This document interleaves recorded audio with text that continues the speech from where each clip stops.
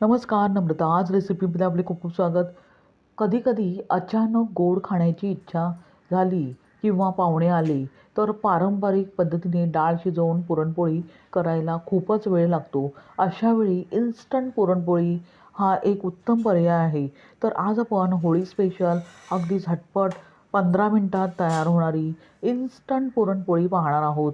नवशिक्यांना ही recipe खूपच आवडेल. अगदी झटपट पुरणपोळी तयार होते.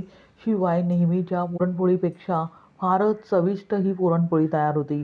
शिवाय इथे दाखविल्याप्रमाणे जर तुम्ही पुरणपोळी बनवली तर पुन्हा पुन्हा अशाच प्रकारे बनवाल. झटपट आणि तितकीच चविष्ट आणि मऊ लुसलुशीत आणि तितकीच टम्म फुगलेली. अशा प्रकारे तुम्ही पुरणपोळी एकदा तरी बनवून पहा. पुन्हा पुन्हा बनवाल. रेसिपी अगदी साधी, सोपी, सुटसुटीत इथे मी शेअर करत आहे. तेव्हा व्हिडिओ पूर्णपणे पहा आणि रेसिपी जर आवडलीच तर चॅनलला सबस्क्राईब करा. लाईक करा, आपल्या मित्रमैत्रिणींना शेअर करा. चला तर मग जास्त वेळ न घालवता आता आपण रेसिपीला सुरुवात करूया. तर इन्स्टंट पुरणपोळी बनवण्यासाठी इथे मी 1 वाटी भाजके चणे घेतले आहेत. भाजके चणे इथे मी त्याची साले काढून घेतली आहे. जेवढी जमेल तेवढी मी साले त्याची काढून घेतली आहे. थोडेसे चणे सालासकट घेतले आहे. आता अशा प्रकारे चणे आपण त्याची साले काढून घेतल्यावर लगेचच ते मिक्सरच्या भांड्यात घालूया आणि मिक्सरच्या भांड्याचे झाकण लावून अगदी फाईन पावडर तयार करून घेऊया. पाहू शकता अगदी फाईन पावडर मी तयार करून घेतली आहे. आता अशा प्रकारे पावडर तयार करून घेतल्यावर लगेचच आपण ती एका चाळणीने एका भांड्यात चाळून घेऊया. अगदी फाईन पावडर इथे तयार करून घ्यायची आहे. म्हणजे चण्याचे जे जाडसर कण असतील ते पूर्णपणे चाळणीत राहतील आणि अगदी फाईन पावडर आपल्याला मिळेल. अशा प्रकारे अगदी चणे व्यवस्थितपणे दळून घेतल्यामुळे जे आपण त्याचे पुरण बनवणार आहोत ते अगदी मऊसूत तयार होते. शिवाय जे आपण पारंपरिक पुरणपोळी बनवतो त्याचे पुरण जसे तयार होते त्याच्यापेक्षाही चविष्ट आणि स्मूथ टेक्स्चर ह्या पुरणाला येते. म्हणून अशा प्रकारे पुरणासाठी चणे अगदी व्यवस्थितपणे फाईन पावडर तयार करून घ्यायची आहे. लगेचच आपण पुरण बनवायला घेऊया. त्यासाठी आधीच मी कढई इथे गरम करत ठेवली आहे. त्यामध्ये 1 चमचाभर तूप घालूया. त्यानंतर चण्याची जी पावडर आपण तयार करून घेतली आहे ती सर्वच्या सर्व आपण तुपामध्ये घालूया आणि गॅसची फ्लेम बंद करून अगदी 1 ते 1.5 मिनिटे व्यवस्थितपणे परतून घेऊया. अशा प्रकारे आपण पीठ तुपामध्ये परतून घेतल्यामुळे जी आपण पुरणपोळी बनवत आहोत ते पुरण अगदी खमंग आणि चविष्ट असे तयार होते. चणे भाजलेलेच असतात परंतु अशा प्रकारे फक्त 1 ते 1.5 मिनिटे आपण तुपामध्ये हे जे आपण पीठ तयार करून घेतले आहे ते अगदी व्यवस्थितपणे परतून घेणार आहोत. गॅस इथे मंदच ठेवायचा आहे, नाहीतर पीठ आपण जे भाजत आहोत ते तळाशी करपण्याची शक्यता असते. आता अशा प्रकारे पीठ साधारणतः 1 ते 1.5 मिनिटे व्यवस्थितपणे भाजून घेतल्यावर आणि त्याचा सुवास आल्यावर लगेचच आपण अर्धी वाटी गूळ पावडर घालूया. त्याबरोबरच पाव वाटी इथे मी साखर घालत आहे. त्यामुळे आपण जे पुरण बनवत आहोत त्याला टेक्स्चरही सुंदर येते आणि पुरण खुसखुशीत असे तयार होते. म्हणून साखर थोडीशी वापरा. फक्त गुळाचंही तुम्ही हे पुरण बनवू शकता. आता साखर आणि गूळ घातल्यावर पुन्हा आपण व्यवस्थितपणे एकजीव करून घेतल्यावर थोडे थोडे आपण ह्या मिश्रणात पाणी घालूया आणि अगदी स्मूथ असे आपण पुरण तयार करून घेणार आहोत. इथे पाणी थोडे थोडे करूनच आपण घालणार आहोत. एकाच वेळेस जर पाणी घातले तर मिश्रण जास्तच पातळ होऊन पुरण बिघडण्याची शक्यता असते. म्हणून थोडे थोडे करूनच इथे पाण्याचा वापर करायचा आहे. साधारणतः 1 मिनिटानंतर पाहू शकता पुरण अगदी व्यवस्थितपणे मी तयार करून घेतले आहे आणि कढईपासून अगदी वेगळे होत आहे. म्हणजेच पुरणाचा स्मूथ असा गोळा तयार होत आहे. अशा प्रकारे पुरण तयार करून घेतल्यावर आता लगेचच आपण त्यामध्ये चिमूटभर मीठ घालूया आणि स्वादासाठी वेलची जायफळ पूड घालूया आणि पुन्हा हे मिश्रण व्यवस्थितपणे एकजीव करून घेऊया. पाहू शकता परफेक्ट मिश्रण तयार झाले आहे. आपण अगदी साधारणतः 1 ते 2 मिनिटात हे व्यवस्थितपणे पुरण नेहमीच्या पुरणापेक्षा तयार करून घेतले आहे आणि किती स्मूथ टेक्स्चर पुरणाला आले आहे. अशा प्रकारे पुरण तयार करून घेतल्यावर लगेचच गॅस बंद करूया आणि लगेचच हे पुरण आपण एका प्लेटमध्ये काढून घेऊया आणि पूर्णपणे थंड करून घेऊया. थंड करून घेतल्यावर लगेच आपण त्याचे गोळे तयार करून घेणार आहोत. आता हे मिश्रण बाजूला ठेवूया. त्यानंतर आपण जी पुरणपोळी बनवणार आहोत त्याच्या वरील आवरणासाठी पीठ मळून घेऊया. त्यानंतर बाउलमध्ये प्रथम आपण 1 वाटी रोजच्या वापरातील गव्हाचे पीठ घालूया.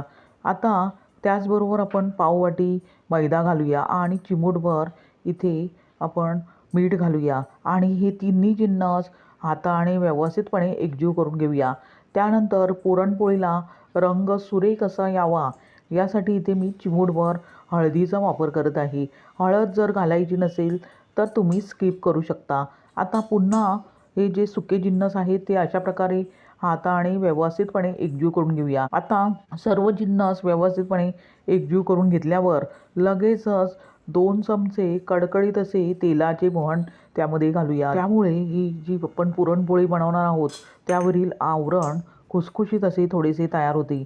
आता हे मिश्रण फारच गरम आहे त्यामुळे मी चमच्याने प्रथम जे मोहन आपण त्यामध्ये घातले आहे ते अशा प्रकारे पिठाला लावून घेत आहे. थोडेसे मिश्रण हाताला सोसेल इतपत झाले की मी अगदी मोहन व्यवस्थितपणे सर्व पिठाला चोळून घेणार आहे.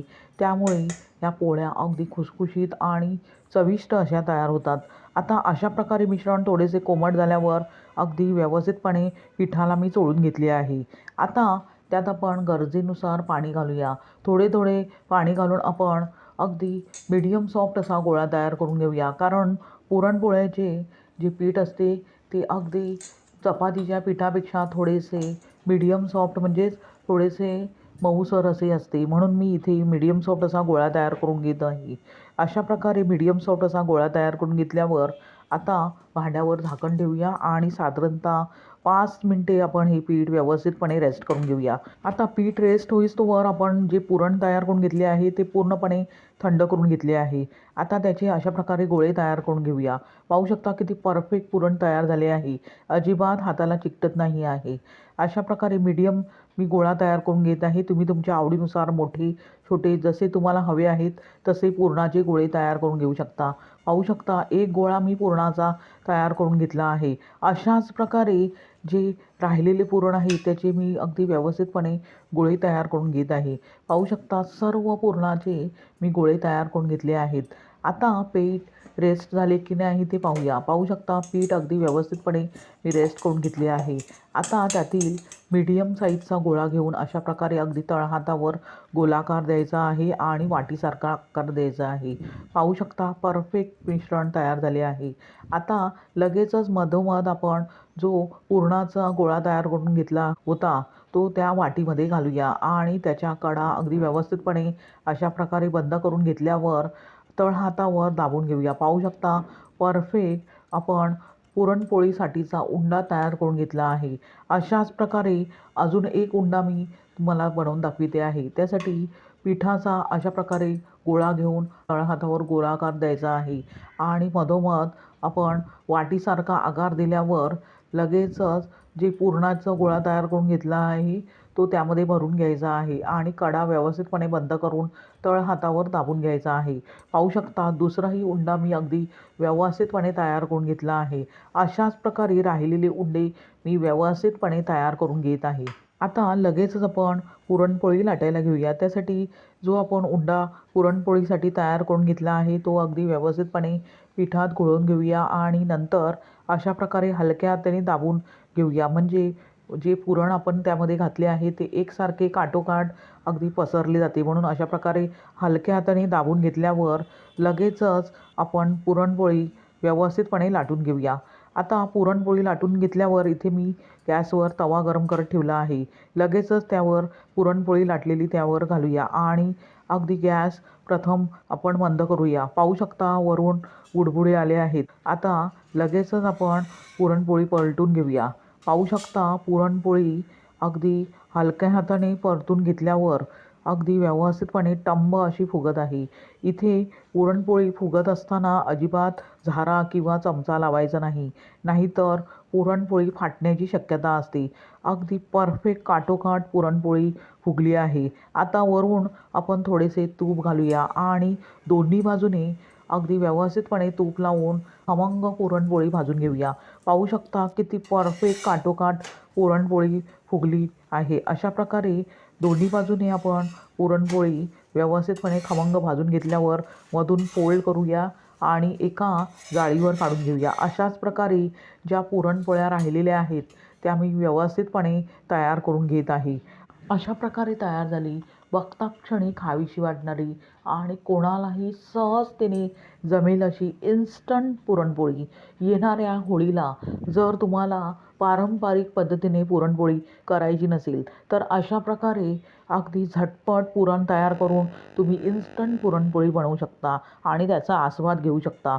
तुम्हाला ही रेसिपी कशी वाटली ते कमेंट करून सांगा आणि रेसिपी जर आवडलीच तर चॅनलला म्हणजेच नम्रताच रेसिपीला सबस्क्राईब करा. अगदी निःशुल्क आहे.